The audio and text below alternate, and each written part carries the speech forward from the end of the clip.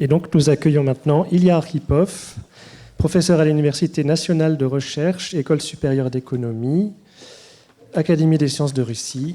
Donc, il nous vient de Moscou pour quelques jours et il va nous présenter une communication intitulée « Des accusations contre Moukhan-Nishoum, l'intendant du Palais de Marie ». Bonjour. Je commence par remercier Dominique Charpin et le Collège de France et toute l'équipe qui m'accueille à chaque fois chaleureusement. C'est toujours un plaisir d'être là. Et là, je passe à la communication. Et je vais encore parler de Moukhan-Nishoum. J'ai déjà fait il y a 2 ans. Je ne sais pas si c'était la même salle, mais c'était le même lieu. Et je pense que tout le monde n'a pas assisté et tout le monde ne connaît pas Moukhan-Nishoum aussi bien que les mariologues. Alors, je vais rappeler qui c'est. Il était fils de Abdo Barlati, son père était un amourite. Il était aussi, en fait, un marbit Toupim, et je suis assez certain qu'il était lettré, qu'il savait lire et écrire, et qu'il a écrit beaucoup de textes, en fait, par sa propre main qu'on a dans le palais. Et aussi, il était un kirisakoum, un courtisan. Ça va être important pour la discussion d'après. Il était l'intendant du Palais de Marie. En fait, il y avait plusieurs intendants, mais il était l'intendant, la personne principale pour la gestion du palais. Il est omniprésent, mais pas sur tout le règne de Zimrilim, mais seulement de la fin de l'année 2 et jusqu'à la fin du règne, en fait. Et il s'occupait de tout, en fait, de textiles, de joaillerie, d'armes, d'huile, de matières brutes diverses. Il était le patron des artisans. Il était le propriétaire des archives de la zone sud-est du palais, là où il y a plusieurs salles où je crois que c'était les archives de Moukhan-Nishoum. Et il est documenté amplement. Je ne sais pas si j'ai pas fait j'ai pas regardé Archibab pour savoir s'il est la personne la plus mentionnée des archives de Marie, mais ça ne m'étonnerait pas, en fait. Oui, c'est quelqu'un qui a laissé beaucoup de traces et qui a beaucoup été étudié, à commencer par la monographie de Olivier Rouault, ici présent, qui est le fondateur de Moukhanishologie. Et oui, maintenant je vais contribuer un peu aussi à la compréhension de ce personnage. Et ça sera en fait étonnamment pas sur la comptabilité, qu'on étudie avec Grégory Chambon depuis 15 ans, je pense. Mais ça sera en fait concernant une question juridique, plutôt la présentation d'un nouveau joint en fait, qui contribue à notre connaissance des pratiques juridiques dans le palais, mais je ne suis pas un historien du droit, alors les spécialistes verront ce qu'on peut en faire. Mais aussi, en fait, il est intéressant de voir Moukhan-Nishoum d'un côté un peu humain, par ses proches et aussi par ses ennemis. Et c'est ce qu'on va faire parce que ces textes contiennent des informations sur les deux. Alors, c'est un petit dossier de 2 textes que j'appelle mémoranda juridiques, parce que, en fait, ce ne sont, à mon avis, pas de textes officiels, ils ne sont pas datés. Je considère que si un texte n'est pas daté, c'est juste quelque chose qui a été écrit pour l'usage interne, en fait. Et aussi, normalement, il y avait 3 textes. Oui, mais maintenant, il n'y a que 2. Il y a une fiche de moins dans Archibab à un moment. Parce que j'ai pu faire un joint. Je l'ai pu faire ce joint seulement parce que l'équipe a mis toutes les photos du volume 25 sur le site d'Archibab. Alors j'ai fait un téléjoint sur les photos, je vais le montrer. Il y a un texte qui a été publié sous forme électronique, mais c'est une vraie édition en fait par Jean-Marie Durand. Un autre qui a été publié réédité en fait par Michael Guichard. Ils ont tous été publiés avant par Limay, bien sûr, mais ils ont été réédités par Durand et par Guichard. Et puis il y a un autre texte qui appartient au même dossier, qui est aussi cassé, mais fait pas joint avec 2 autres, qui était publié et édité par Jean-Marie Durand dans le volume 30 des Archives royales de Marie. Alors, ces tablettes viennent de la salle 115, donc normalement, s'il n'y a pas d'erreur, elles viennent de la chancellerie royale, des archives de Zimri Lim, pas des archives de Mukanishum lui-même. Pour la date, on peut utiliser la prosopographie. Le terminus postquem, c'est l'affectation de Mukanishum à son poste, et le terminus antequem, c'est la mort de Samétar, parce qu'il est mentionné dans ces textes. Je vais dire qui c'est tout à l'heure. Et peut-être, il y a une coïncidence avec le moment où on fait le contrôle général des activités de Mukanishum, parce que là, elle est accusée de vol, et aussi on fait un contrôle général de ses comptes au début de l'année Zimri 7. Peut-être c'est le même moment, mais on ne peut pas être sûr. Et si Samétar meurt au même moment, ça devient encore plus intéressant, mais évidemment, ce sont que des spéculations de ma part. Voilà, c'est le joint, un téléjoint sur les photos. Vous voyez bien que c'est la même tablette. Je ne suis pas très beau à Photoshop, mais oui, c'est une certitude à mon avis. Et c'est le premier texte, et voilà son contenu. Alors, qu'est-ce qu'elle a fait Mukanishum? Il a volé des choses au palais, il a malversé, il a détourné des fonds, en fait, parce que c'était sous son contrôle. Et il a donné un collier de lapis lazuli à une femme, dont le nom peut se lire Nunu Utsri ou Nunu Utsri ou Nunu Utsri. En fait, je ne sais pas quelle lecture est la bonne. Puis il a voué, en fait, une figurine à une déesse Ishkara de Kulchitum. Kulchitum, c'est la région de Terka, et on verra qu'il y a beaucoup de liens avec Terka dans ces textes, en fait. Et Ishkara, on sait bien que c'est une manifestation d'Ishtar qui est responsable en particulier pour les mariages. Alors, il y a une femme, il y a un mariage peut-être. Oui, et par la suite, oui, il a aussi volé, il aurait volé en fait, du bronze. Là, ça devient cassé et on ne comprend pas ce qui se passe avec ce bronze. Mais il y a un monsieur Kalalum qui est mentionné, je vais en parler aussi tout à l'heure. Et on continue. En fait, il y a aussi son neveu qui est mentionné. Donc, on a toute une histoire de quelqu'un qui s'approprie de choses et qui les donne à ses proches.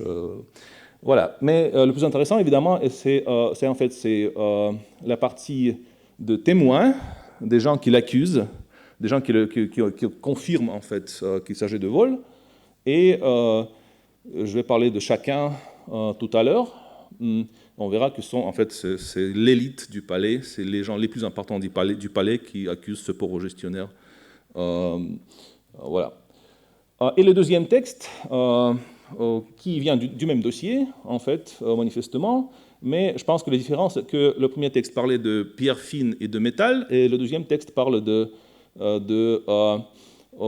textile et aussi de meubles.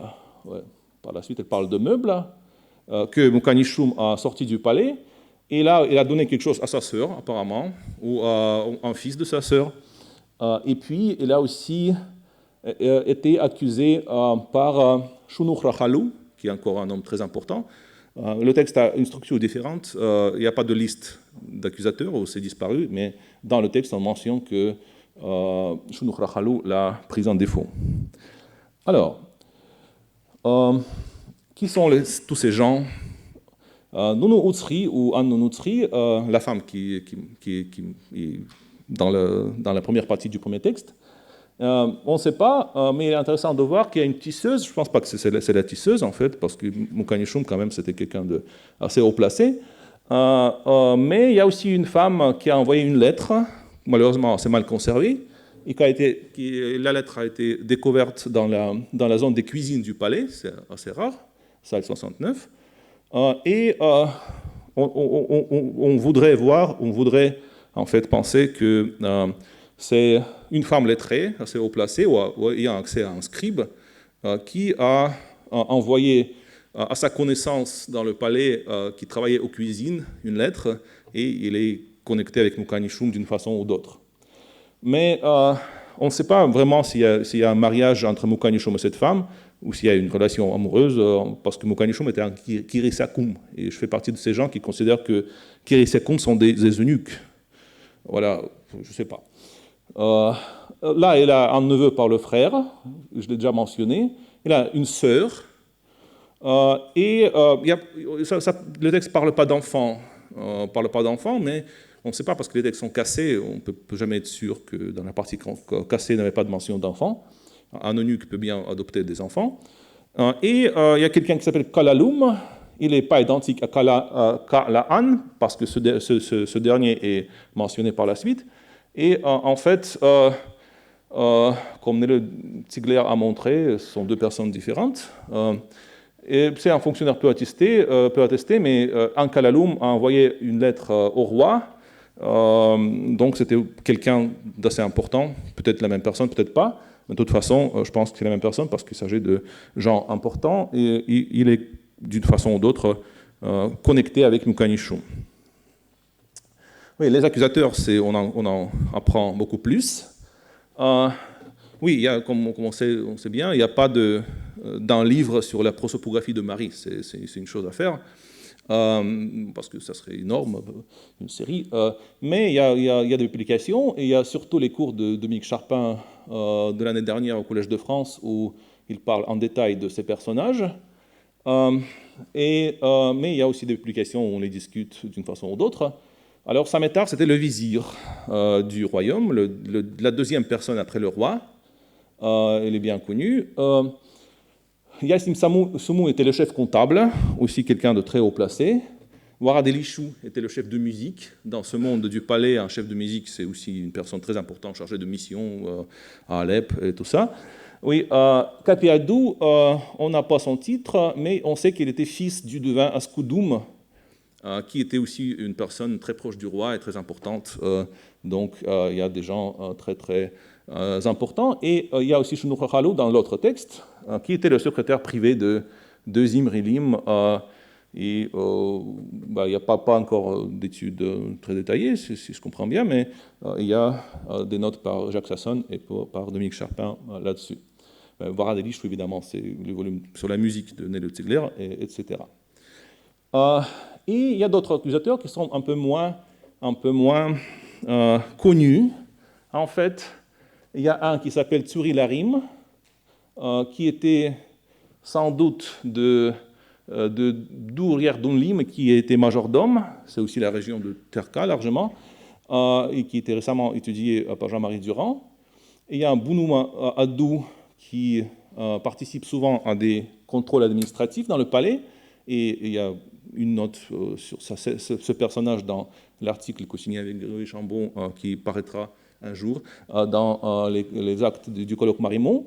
Kalaan ou Kalan ou Kalael, c'était un chef militaire et qui apparaît souvent avec Khalekhadoun. Et Khalekhadoun était en fait le frère de Samétar, du vizir.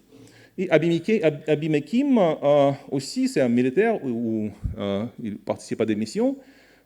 Et il fréquentait, on peut dire, parce qu'il y a quand même des liens prosopographiques dans les textes, Kalael et peut-être aussi Yassidagan, qui était un autre frère de Samétar. Alors qu'est-ce qu'on a? On a cette clique de Samétar qui s'acharne sur ce gestionnaire. Il y a des gens de Terka, des environs, qui ont des postes importants et qui ont aussi entraîné d'autres gens importants comme Warad Elishou dans leur affaire.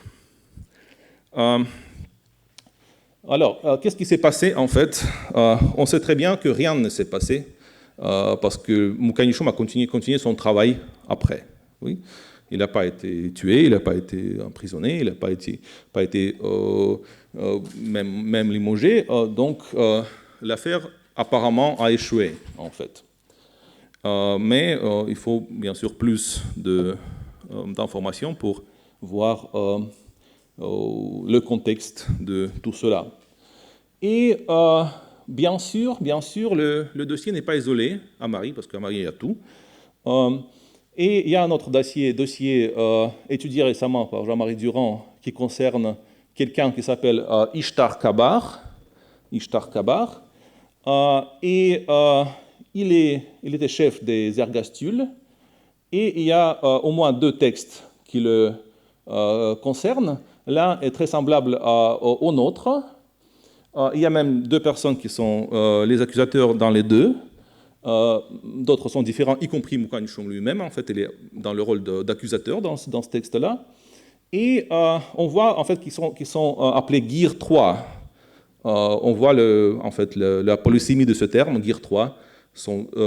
Et c'est seulement du contexte qu'on dérive que c'est le même rôle dans ce contexte que dans l'autre texte est exprimé par le verbe kunnu, mettre en défaut. Oui, donc une petite contribution à la compréhension de ce terme. Il y a un autre texte où il prend un serment apparemment niant ces abus concernant le personnel, mais aussi l'argent et les pierres fines. Il y a une liste de prévarications très longue et très cassée, mais pour ne pas multiplier les choses, parce qu'il s'agit aussi des ergastules, je pense que c'est sans doute aussi le dossier de Ishtar Kabar.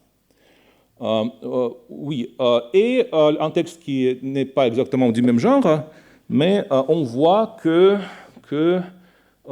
des employés, ils volaient des fois des choses, oui, c'est humain, mais il n'y avait pas d'atrocité comme proposé dans les lois d'Hammurabi. Ils payaient des amendes pour ces faiblesses, assez importantes, de 10 ou 20 cycles, mais rien d'exceptionnel en fait.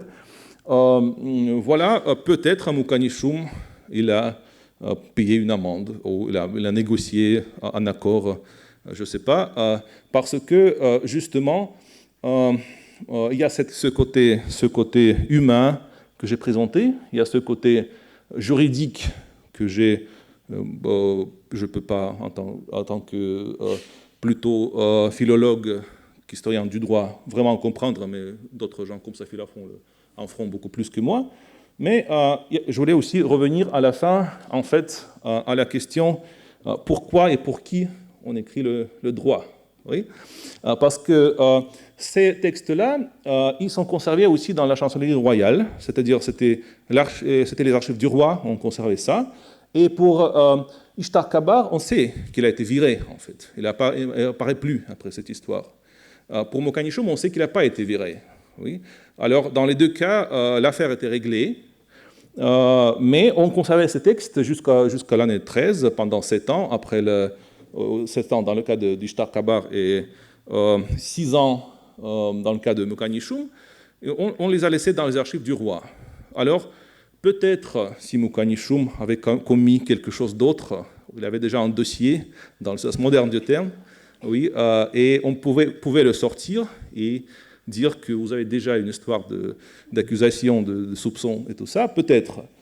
Ishtar Kabar, je ne sais pas, parce qu'en fait, il disparaît à partir de cette date de la documentation, si je ne me trompe pas, parce que c'est toujours compliqué. Je pense que ce sont des mémoranda, mais je ne comprends pas, en fait, pourquoi et pour qui ils ont été écrits. Et je pense qu'ils ont été conservés dans les archives, parce que les archives, comme chacun connaît, comme chacun sait, ce n'est pas quelque chose qu'on nettoie tous les jours. Et on a tous des papiers qui traînent depuis des années qui ne servent plus à rien. Et je pense que pour la chancellerie royale, c'était très souvent le cas aussi. Donc on jetait des choses, on triait des choses, on libérait de la place, mais facilement, des textes qui n'avaient plus aucun intérêt, ils restaient dans les archives simplement parce qu'on ne les a pas jetés. Voilà. Je vous remercie de votre attention.